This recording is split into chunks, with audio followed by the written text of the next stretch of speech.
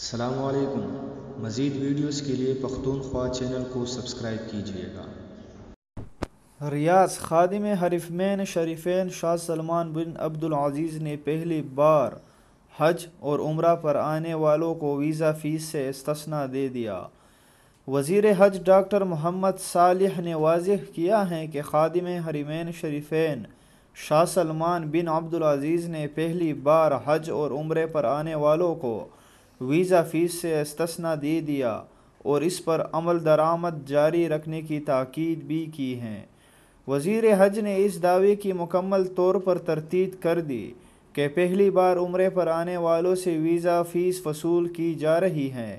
وہ مسجد الحرام اور مسجد نبی شریف کے سربراہ اعلیٰ شیخ ڈاکٹر عبدالرحمن السدیس سے ہونے والی ملاقات کے موقع پر اظہار خیال کر رہے تھے۔ وزیر حج نے کہا کہ حرمین شریفین جنرل پریزیڈنسی نمایاں کا کام انجام دے رہی ہیں اور وزارت حج کی شراکت سے کام کر رہی ہیں۔